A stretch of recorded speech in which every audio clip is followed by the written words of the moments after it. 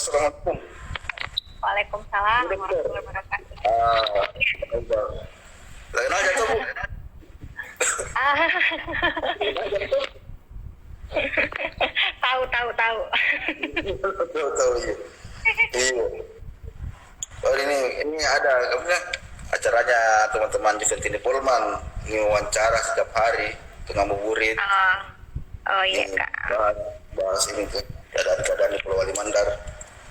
Hmm, Iya. Ini mau jangan sharing-sharing ini nih, Bu Dok. Masalah apa namanya? Keadaan COVID di bawah. iya. Keadaan Pulau Wali Mandar sejak adanya ini virus corona. Oh iya. Itu bagaimana sekarang keadaan terkininya, Bu Dok?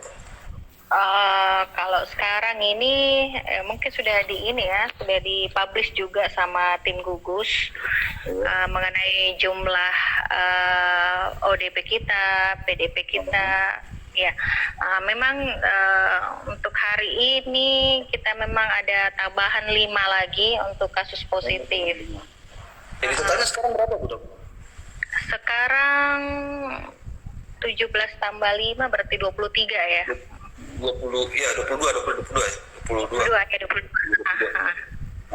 Lupa matematika ini. 17 tambah 5 kenapa 23?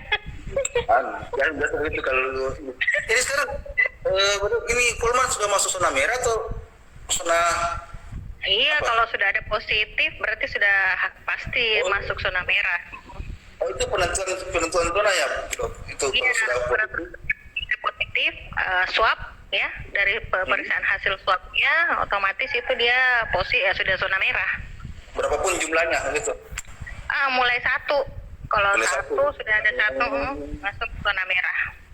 Kalau ada nggak pasien yang sudah meninggal di Polman? Kemarin itu ada yang meninggal, 1 daerah Tinambung. Itu meninggal tapi belum keluar hasil swabnya, tetapi pas keluar ternyata memang positif. Oh iya, persebaya juga kemarin itu di ini. Kebetulan saya di Makassar, Bu Dok. Jadi saya kurang tahu informasi di bawah. Makanya udah pulang kampung, aku udah ngurus saya. Pulang ke isolasi. Jadi tuh, 14 hari di stadion boy. Ada deh. Ada orang di stadion. Iya, jadi untuk karantina itu tadi kita barusan rapat juga. Jadi untuk penentuan yang mana harus masuk rumah sakit umum daerah, yang mana harus masuk di rumah sakit Pratama Wono, yang mana masuk stadion. Nah itu tadi kita rapatkan. Iya, jadi tidak semua juga pelaku perjalanan. Kalau memang dia biasa isolasi mandiri di rumah, ya kita isolasi mandiri di rumah. Tapi kalau dia mengkhawatirkan orang sekitarnya, misalnya dia sudah disarankan untuk isolasi diri, tetapi dia masih suka berkeliaran, sudah keluar rumah, jalan. Nah itu yang meresahkan masyarakat, itu kita bawa ke stadion. Gitu. Iya, berarti dia di berarti 3 tempat untuk penanganan. Iya, tiga tempat sekarang untuk kasus-kasus yang tertentu. Tapi kalau dia tidak tidak perlu penanganan khusus, cukup di rumah saja. Oh ya, siap. Di kecamatan juga sebenarnya ada disiapkan. Di setiap kecamatan. Iya. Terus ini ada pertanyaan ini dari Aco Ahmad 28. Kalau KTP Polman dari Makassar mau pulang ke Polman itu tetap di karantina? Itu pertanyaan. Kalau KTP Polman dari Makassar, tetap di karantina. Jadi tergantung lagi dia. Tadi saya bilang tadi, kalau seumpamanya dia kooperatif, dia bisa di rumah, dia tidak meresahkan warga, ya cukup di rumahnya saja isolasi mandiri 14 hari. Tapi kalau dia meresahkan, terpaksa kita jemput untuk dimasukkan ke stadion, seperti itu. Oh, betul. Intinya boleh pulang, tapi tetap diawasi dalam pengawasan. Iya, seperti itu. Oke. Ya, belum. Terus sekarang yang dirawat di rumah sakit umum itu ada nggak pasien yang Oh iya, kemarin itu sebenarnya kan saya sudah sampaikan tadi kalau ada sebenarnya tempat di kecamatan yang disiapkan. Cuma persoalannya kemarin itu pas kasus Kandemeng kemarin di Tenambung itu banyak kan, tiba-tiba langsung 11 orang, 13 orang sebenarnya yang positif waktu itu, 11 orang Kandemeng, 12 orang Kandemeng, 1 meninggal, jadi tinggal 11, satunya lagi orang Kebun Sari waktu itu. Nah itu kan harus diisolasi ya untuk masyarakat juga kan agak khawatir kalau 11 orang itu lumayan banyak kalau di lingkungan mereka. Jadi kita siapkan tempat sebenarnya di SMP 1 Tinambung. Tetapi karena belum siap ya Pak Sekda kemarin dan beberapa jajaran OPD itu berinisiatif kalau mending kita bawa ke rumah sakit saja walaupun mereka tanpa gejala. Kalau kan sebenarnya kalau tanpa gejala kan harusnya di rumah saja, tetapi kalau meresahkan ya tetap kita Pemda fasilitasi, tapi karena SMP 1 kemarin tidak siap, jadi kita bawa ke rumah sakit. Jadi sampai saat ini ada 11 orang Kandemeng itu yang dirawat, ditambah ada 3 orang dari wilayah lain, jadi sekitar 14 orang. 14 orang, iya. Ya. Dan itu ada dibuat ke depan, diisolasi dalam satu ruangan gitu, budak yang di rumah sakit.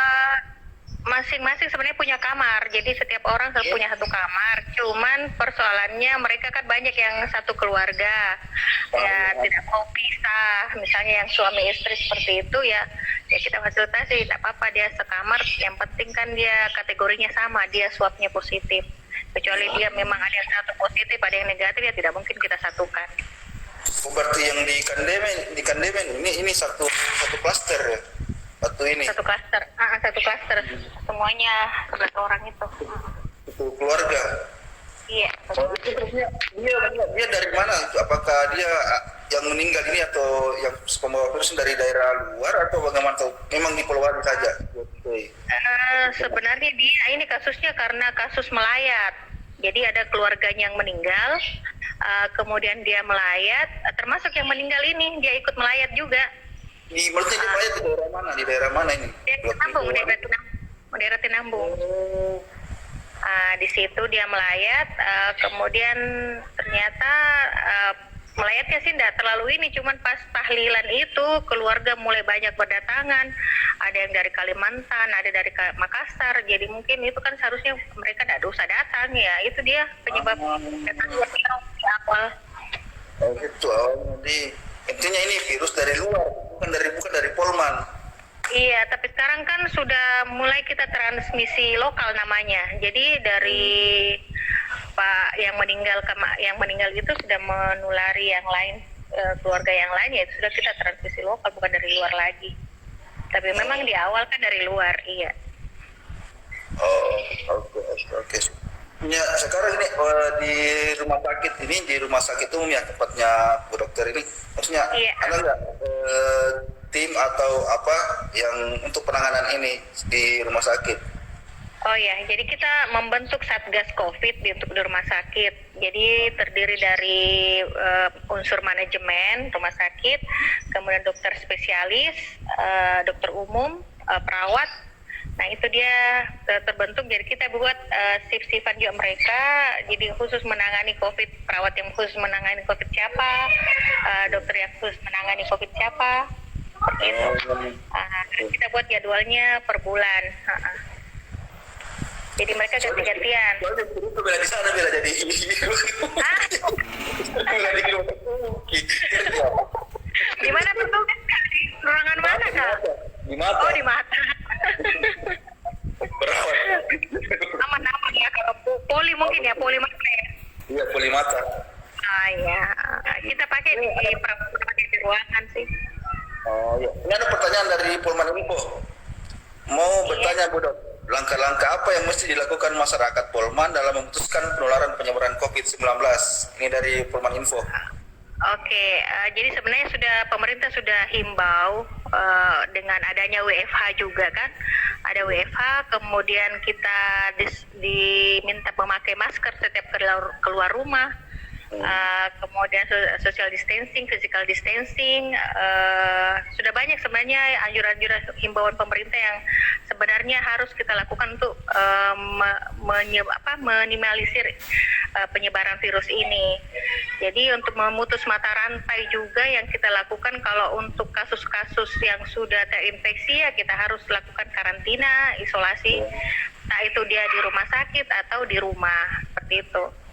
Kemudian untuk tambahnya kasus ya itu dia, masyarakat dihimbau agar jangan keluar rumah, keluar pada saat ada yang penting saja, jadi cukup di rumah saja.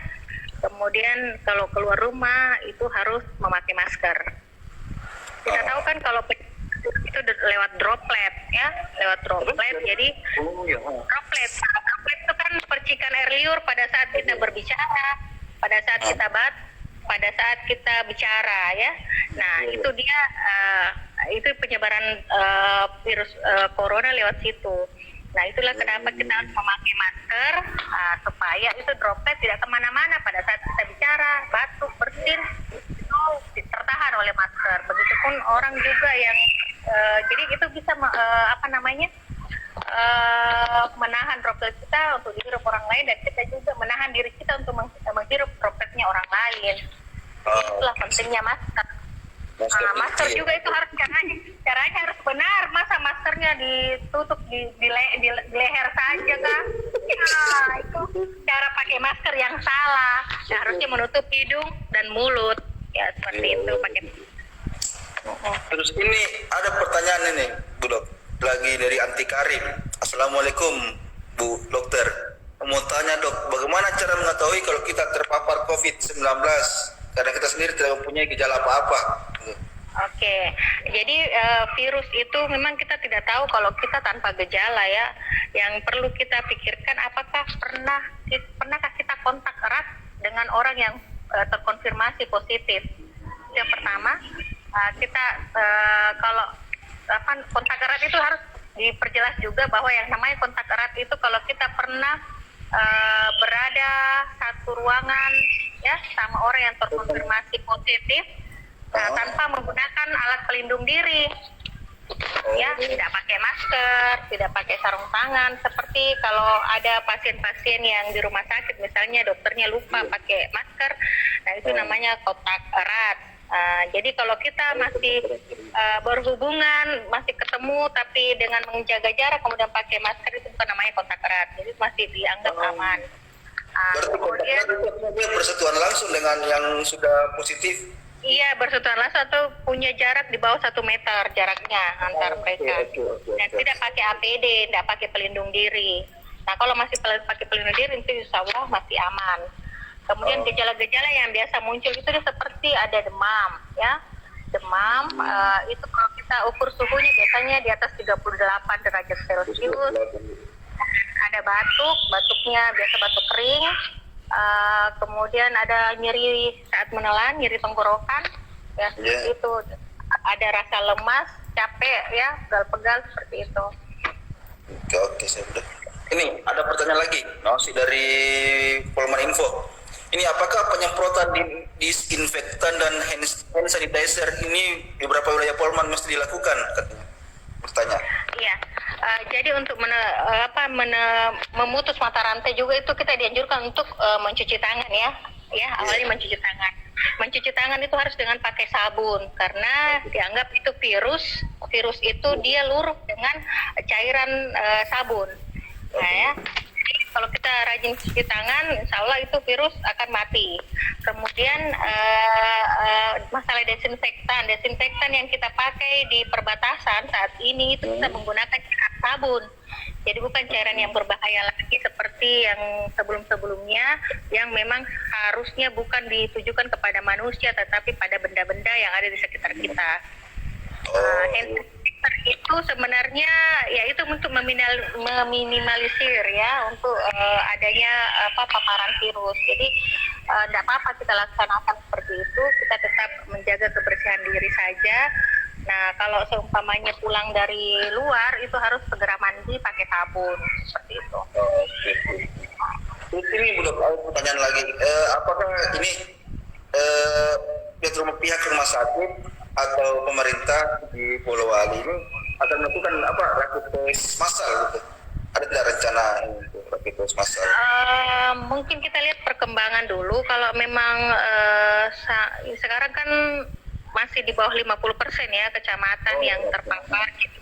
Mungkin kita lihat perkembangannya dulu, kalau memang memungkinkan kita lakukan rapid massal, atau karena saat ini juga kita sudah mempersiapkan untuk pengadaan alat swab sendiri di rumah sakit. Jadi mungkin nanti ke depannya ya mudah-mudahan ada bantuan, karena anggaran juga terbatas ya. Ada bantuan dari pusat atau dari provinsi untuk Polman, agar ya kalau bisa nanti kita bisa lakukan, nggak usah rapid lagi, langsung swab saja semuanya biar lebih. Saya dua kali rapid saya.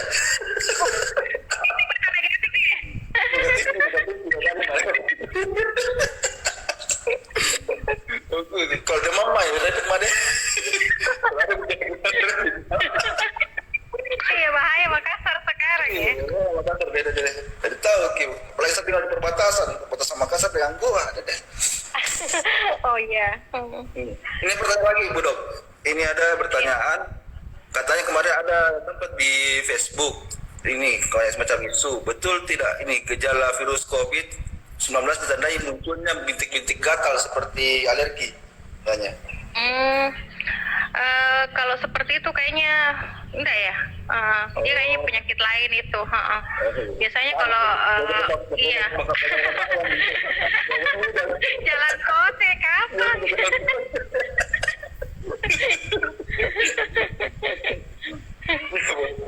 Biasanya paling jelas itu dia demam. Iya, paling sering itu demam. Iya. Di atas 38 ya, 37 dari 37. 38. Oh iya. Terus ini aja pertanyaan lagi Bu Dok. Ini melihat kondisi Polman sekarang ini, semakin bertambah ya, hampir setiap hari bertambah pasien. Ini apakah ada usulan untuk PSBB? Kalau PSBB itu kayaknya masih, ini kan tergantung kasus juga, makin banyak mungkin kita akan usulkan, karena itu juga sesuai dengan SK Menteri Kesehatan. Ya, apa kita melakukan PSBB atau tidak, itu ada perlu kajian juga. Jadi kalau untuk sementara ini kita lakukan pembatasan saja, pelaku perjalanan ini kita data kalau dia masuk ke Polman, terus kita lakukan himbauan untuk karantina mandiri. Seperti itu aja dulu. Belum sampai ke PSBB. Oke. Terus bagaimana nih dengan kesiapan dari rumah sakit rumah sakit umum di bawah ini Dok, terhadap ini pasien COVID-19? Kalau kesiapan kami sekarang untuk jumlah tempat tidur, untuk jumlah tempat tidur yang kami siapkan saat ini jumlahnya 34 tempat tidur. Sudah terisi sekitar 14 ya. Dengan harapan tidak bertambah. Amin, mudah-mudahan bertambah betul. Tapi kita tetap upayakan untuk supaya memberikan pelayanan terbaik saja untuk masyarakat Polewali Mandar. Terus dengan ini yang perawat dokter ini APD-nya apa sudah memadai nggak dibawa? Kalau APD sampai saat ini alhamdulillah ya, masih banyak bantuan-bantuan yang masuk ke kami, ke Rumah Sakit Umum Daerah, banyak simpatisan yang mengirimkan bantuan kepada kami berupa APD itu. Tapi untuk saat ini masih cukup, tetap kita upayakan, kalau kurang kita akan pengadaan atau meminta bantuan lagi ke provinsi atau pusat. Oke. Jadi sekarang intinya ya semoga saja ya ini cepat berlalu, ini COVID di Polowali. Amin. Kalau bisa pulang kampung kayak bareng di stadion, aceh.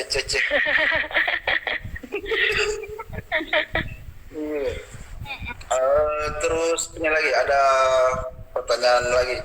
Ini sekarang kan sudah WFH ya di di Polman. Di Polewali Mandar. Ini sampai kapan?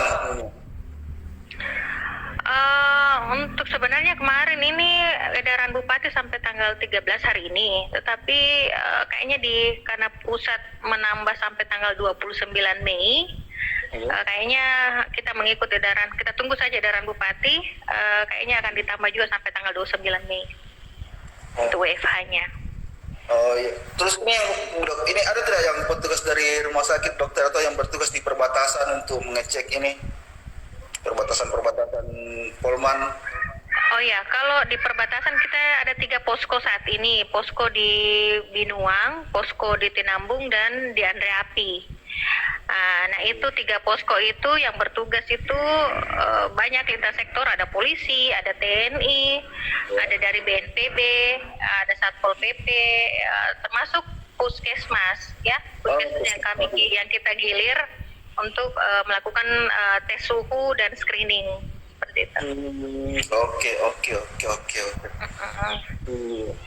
Ya semoga ya cepat pergi nih COVID lah. Amin. Kalau kidilan itu berat.